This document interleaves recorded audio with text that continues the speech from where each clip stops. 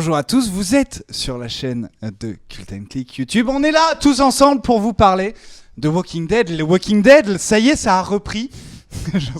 J'ai une saison de retard pour vous avouer. Mais en tout cas, nous en sommes à la saison 8, épisode 11. Épisode 11 qui a en plus un titre génial, The Dead or the Funk and the Alive. Non, Dead or Alive or. Dead or Alive or. Pourquoi il y a d'autres jeux que Dead or Alive? Or. Or quoi? Bref, c'est le titre. Bigby et Kerr l'ont vu pour vous et ils ont envie de vous en parler. Les avis sont très divergents, les avis sont scindés et il va y avoir un débat passionnant, un débat houleux. Non, il va être passionné mais pas houleux. C'est vrai? Ouais. Okay. Alors, moi j'ai envie de commencer parce que les gens vont me taper. Je suis désolé, il y a eu énormément de critiques très négatives sur cet épisode 11. Moi je me suis éclaté. Et alors vraiment, je l'avoue en toute honnêteté, j'ai terminé l'épisode en me disant mais c'était cool. Et alors, peut-être une des raisons, c'est qu'en fait, je suis beaucoup moins exigeant avec The Walking Dead. The Walking Dead m'a déçu depuis moult épisodes. Et donc là, comme il y a une reprise en main qui est notable depuis la mi-saison, avec l'épisode 9, le 10, le 11, qui sont à mes yeux réussis, j'ai envie de lui laisser sa chance. Et alors oui, il y a des choses qui vont pas dans cet épisode 11, mais pourquoi pas. Il y a d'autres choses à côté qui m'ont beaucoup plu et j'avoue avoir particulièrement apprécié certains personnages. Alors, avant de parler de ces personnages-là, au niveau des pans de l'histoire, c'est assez inégal, là, j'ai envie de dire. Il y a un truc qui sonne. C'est assez inégal, c'est très discret mon truc. Désolé, je vais couper. C'est assez inégal, pourquoi ? Parce que l'histoire de Dwight, Tara, c'est très téléphoné. Daryl aussi. Maggie, c'est pas très intéressant. À côté de ça, j'ai trouvé que l'intrigue sur le padré, Gabriel, moi, j'ai trouvé vraiment réussi avec une fin en mode coup de pelle derrière la nuque qui était tout à fait prévisible parce qu'il y a un énorme panneau. Est-ce que tu l'as vu, l'énorme panneau lumineux qu'il y a derrière chaque plan de cet épisode qui te marque, qui clignote avec des feux d'artifice, qui te dit attention, dans cet épisode, c'est la passation de médecin. On va en zigouiller un, mais c'est pas grave parce qu'il y a Siddiq qu'on a introduit il y a quelques épisodes et du coup, c'est lui le nouveau médecin. Donc ça, on l'a vu venir. Mais par contre, j'ai trouvé que le développement sur Gabriel était très réussi et que le padre Gabriel était très chouette. On l'a à l'image. Donc voilà. Et accessoirement, les autres personnages que j'ai beaucoup appréciés dans cet épisode, c'est Negan, qui, alors, pour le coup, ça n'a aucun sens parce qu'il se contredit totalement par rapport à la semaine passée. On en reparlera. Mais moi, j'ai trouvé que Negan continuait avec un Jeffrey Dean Morgan extrêmement charismatique. Moi, Negan me plaît beaucoup dans la série. C'est un personnage qui est très complexe, mais qui est extrêmement satisfaisant, je trouve. Et à côté de ça, il y a Eugène. Moi, Eugène, je n'ai plus honte de le dire. J'adore Eugène. Il me fait triper, Eugène. Il a une attitude. On a énormément de mal à le saisir. Il est toujours dans l'excès. Là, tu le vois quand il fait la commande à la femme de Negan. Tu te dis, mais il se croit où, lui ? Il va se faire démonter. Et tous ces éléments-là m'ont fait triper. J'ai passé un plutôt bon épisode. Et j'ai encore une fois vraiment hâte de voir la suite. Avec quand même Eugène qui a énormément de bol. Mais voilà. Et toi ? Alors attends, avant de donner la parole à Bigby, justement, merci en tout cas pour cette analyse géniale. Nous avons certains dons et notamment Dirtklitz qui nous dit merci d'être là, toujours au rendez-vous. Nous avons Lancelot Sangward qui demande qui suis-je nouveau, sinon à quand les Cult & Click Awards ? Très très très prochainement. Et un autre donc qui nous dit qu'il trouve que les personnages de Walking Dead n'ont pas l'air attristés par la disparition de Carl. La scène où Daryl arrive à la colline et que tout le monde se met à pleurer, elle fait son petit effet, je trouve. Alors toi, ton avis ? Oui. Alors moi, j'ai trouvé que cet épisode m'a plutôt enthousiasmé, mais pour une raison. C'est-à-dire, et donc, quitte à te spoiler, autant te spoiler. Allez-y, parce qu'il n'est pas à jour. Vraiment, on va y aller. Pour être très franc avec vous, le dernier épisode de Walking Dead que j'ai vu, c'est celui où ils attaquent le sanctuaire. Il sortait d'Atlanta, je crois. Il rencontre Carol, je connais pas trop ce personnage encore. Un plan où Rick est sur un cheval. Ouais, il rencontre un groupe avec des caravanes. Il y a un tank. Il y a un zombie fille. Tu vois, il sort de l'hôpital, il y a Oui, bon. une fille zombie. La blague a vraiment duré trop longtemps. Bon, donc du C'est coup, vrai. en fait, il y a un truc, et je vais te prendre à témoin, mon cher Cardel. Prends-moi. En fait, À témoin.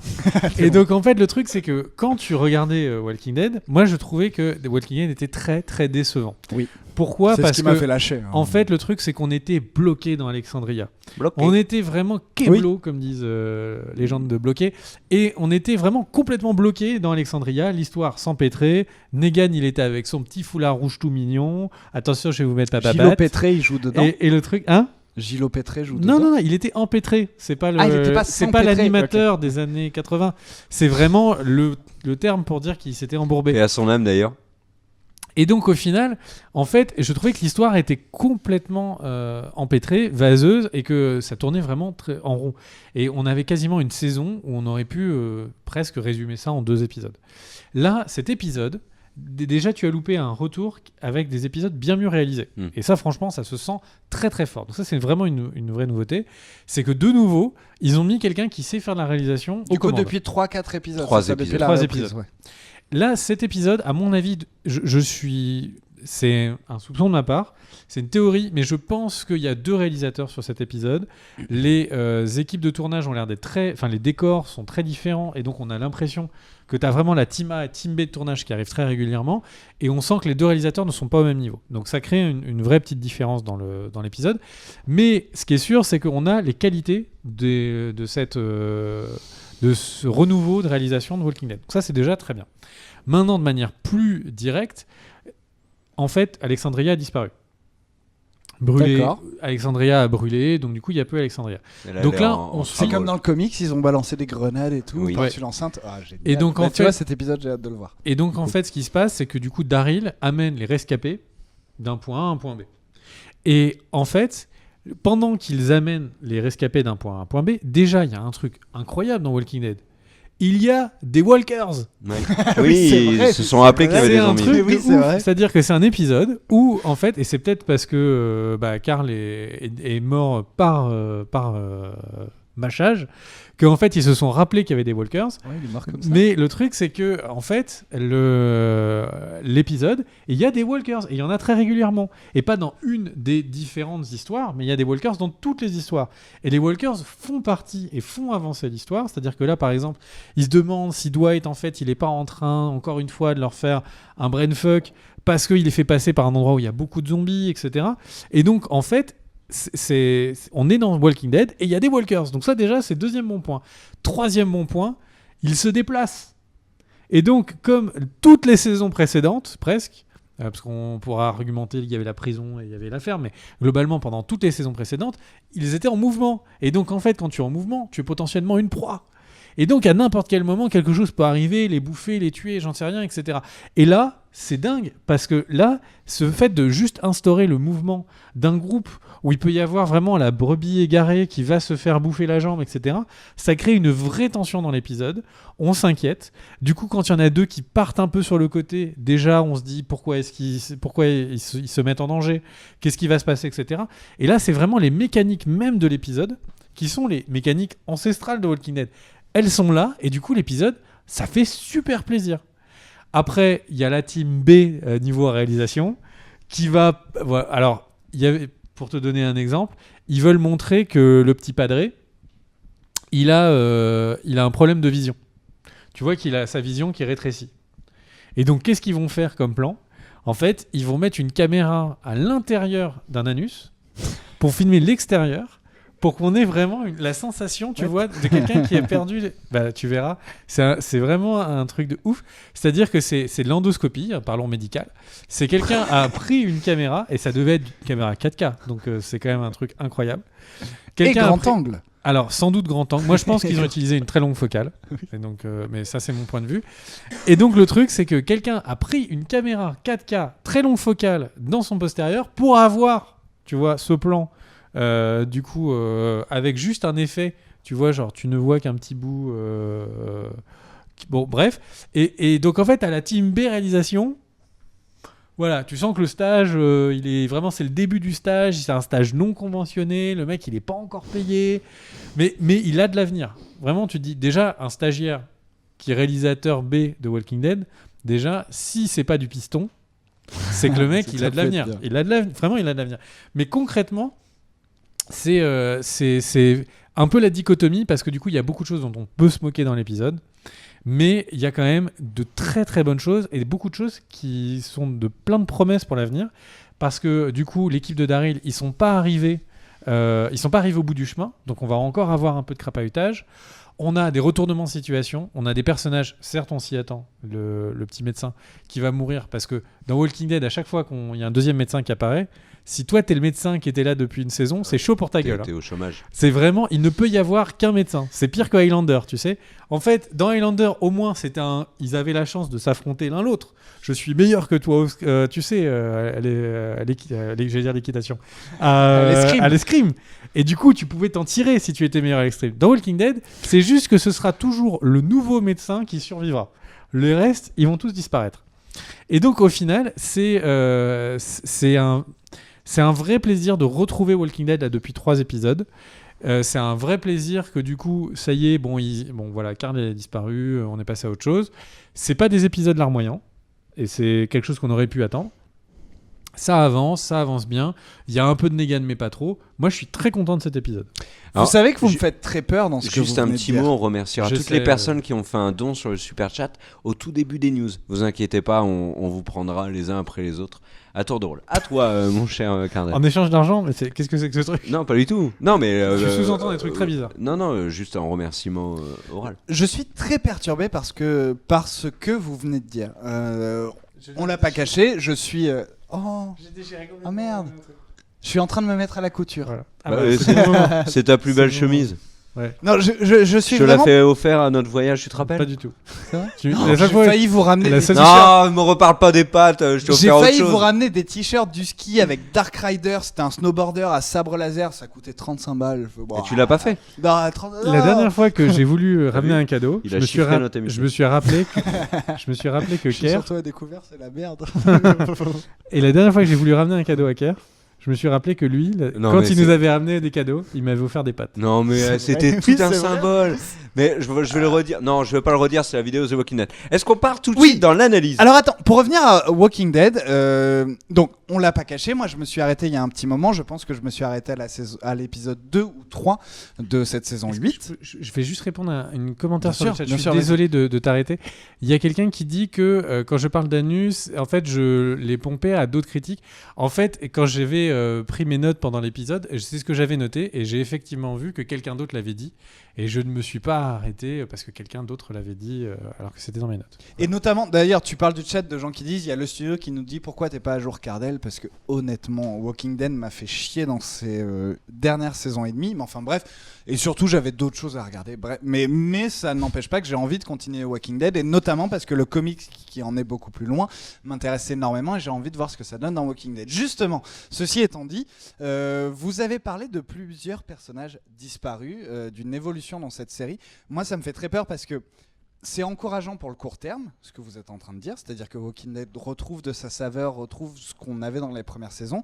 Maintenant, quand je vous entends parler, je n'arrive pas à imaginer ce que va être la suite de la série mise en rapport avec les comics. Vous m'avez parlé de personnages disparus qui sont essentiels à la suite de Oui, Walking mais Dead. ils vont faire autrement, ils ont expliqué. Mais ils vont faire quoi et ils autrement ont même- Quand Game of Thrones, justement, quand Game of Thrones essaye de sortir des livres, c'est plutôt foiré. Et Oh c'est non. nos inquiétudes sur... Il y a des c'est choses- justement il les y a des inquiétudes choses- de Ah oui, la tu série veux dire, Star Wars, tu Il vois, y a qui des va arriver choses, avec eux. il y a des choses foirées, on est d'accord.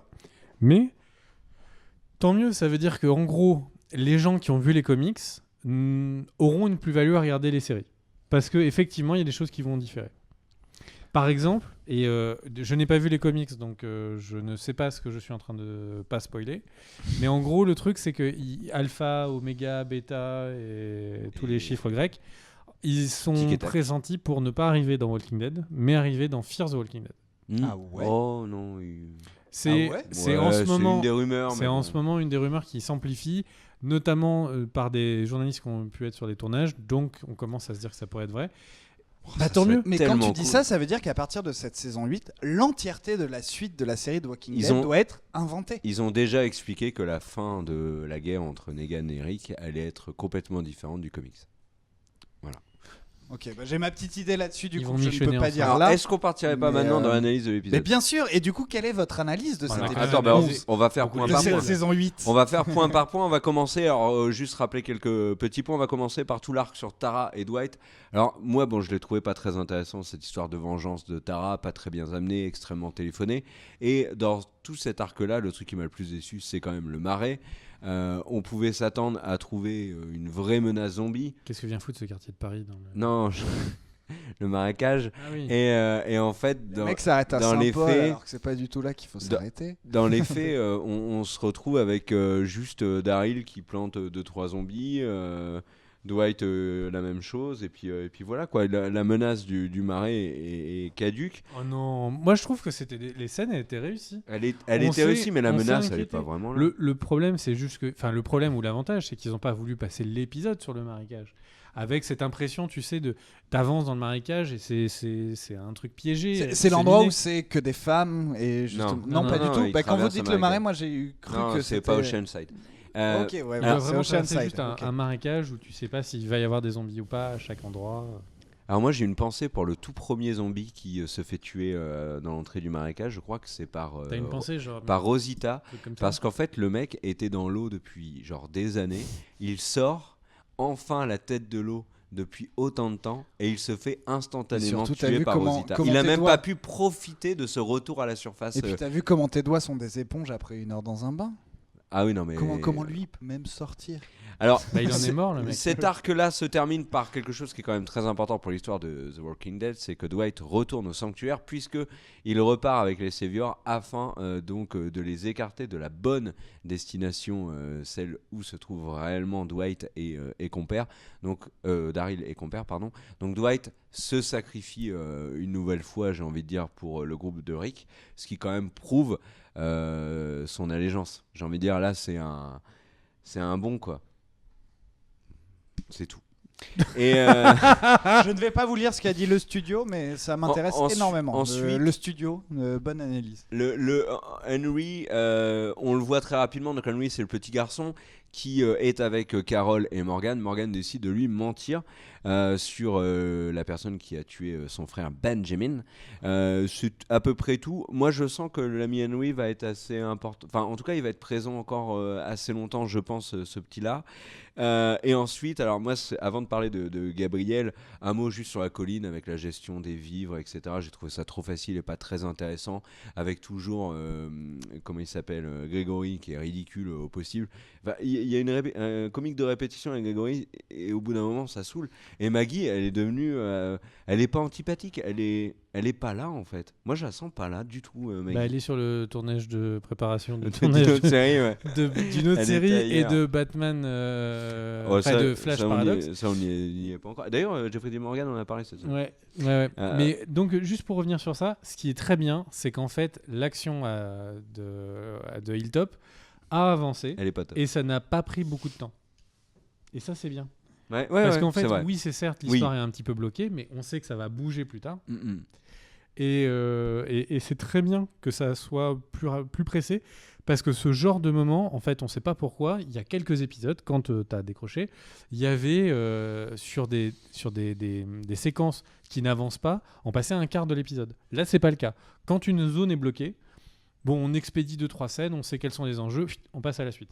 Mm-mm. Là, globalement, on sait qu'il y a des prisonniers, on sait qu'il n'y a plus de bouffe, on sait qu'elle a un problème, on verra l'épisode plus tard. Alors maintenant passons à Negan C'est bien, ça. et Eugene. Alors déjà moi le truc qui m'a un peu étonné c'est que il y a une vraie confiance de Negan pour Eugene quoi. Vraiment il lui fait confiance. À aucun moment il croit que c'est lui qui a permis la fuite de Gabriel et de Carson.